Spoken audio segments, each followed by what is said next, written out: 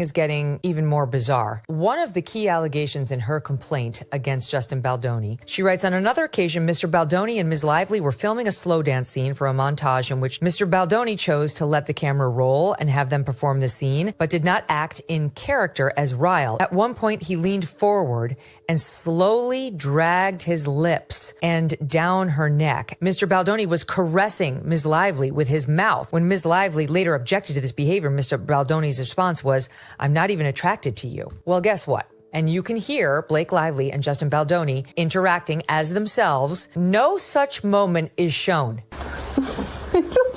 They're acting like lovers.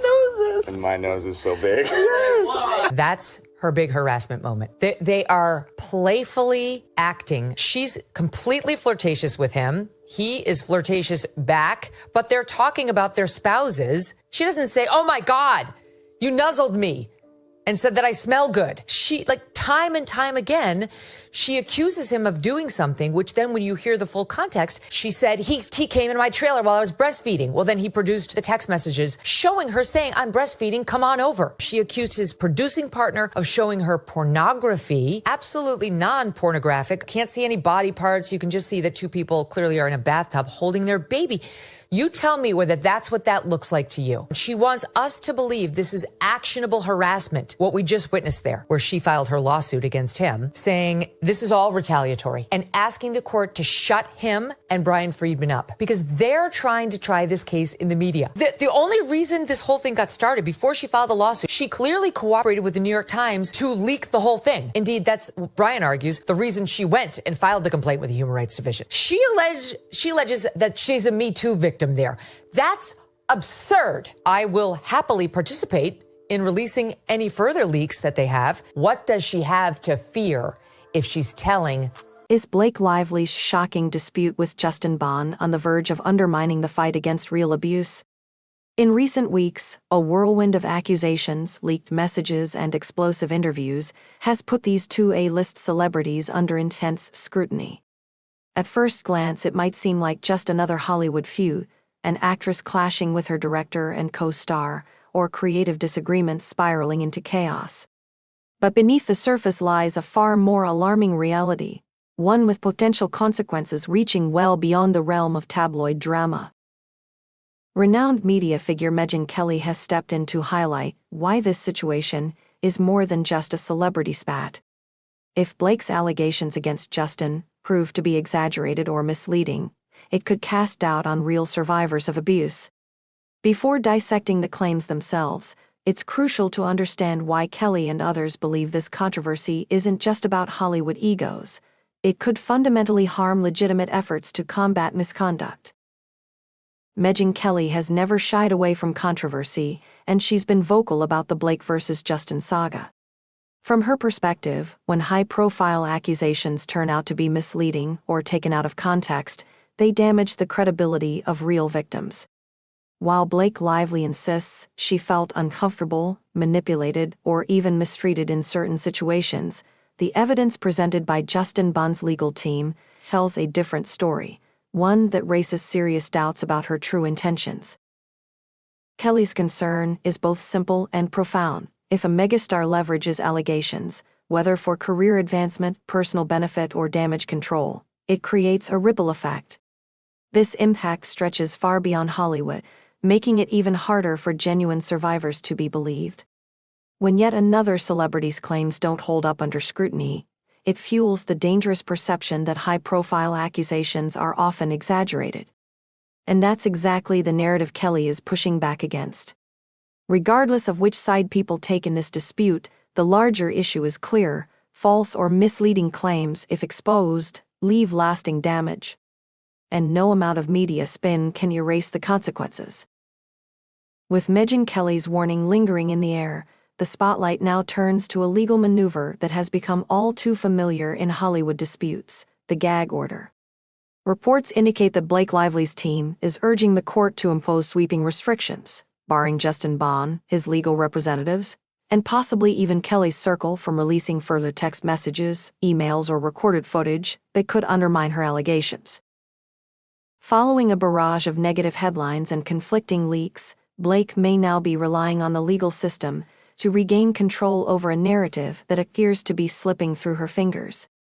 But Justin Bond seems just as determined to ensure his version of events reaches the public.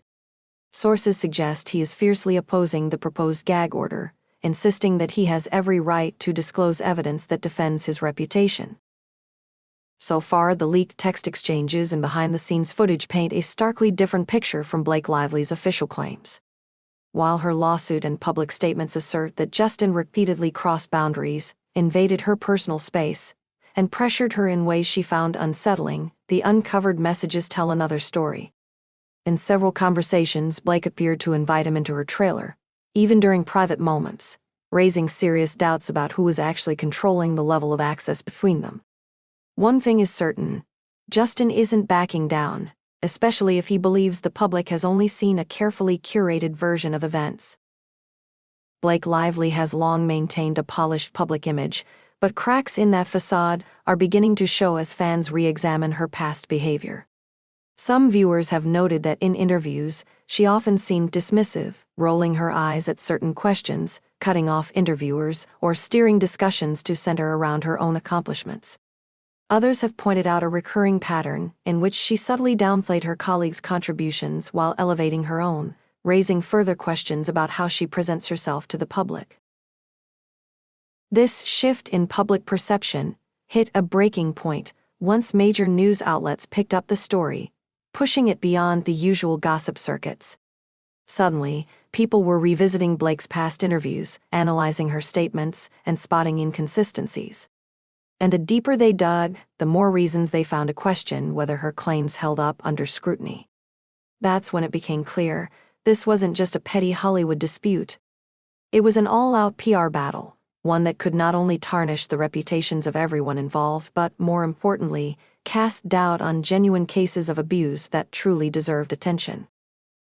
As soon as Justin Bond's legal team began releasing text messages, skepticism surrounding Blake's accusations intensified. These messages were particularly damning because they came directly from Blake's own phone.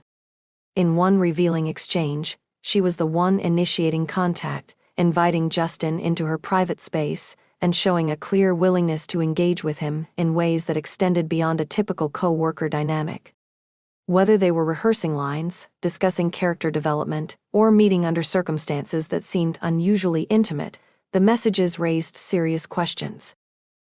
This openness made it increasingly difficult to accept the narrative that Justin was the relentless boundary pusher Blake had depicted in her lawsuit.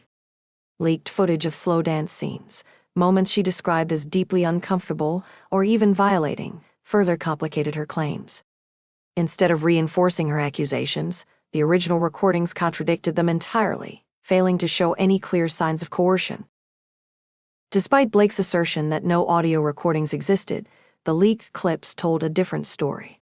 Captured between takes, the audio revealed casual banter between her and Justin, where they joked about their spouses and engaged in everyday conversation. Instead of painting a picture of discomfort or distress, the recording sounded like two colleagues passing time, hardly the evidence of misconduct she had implied.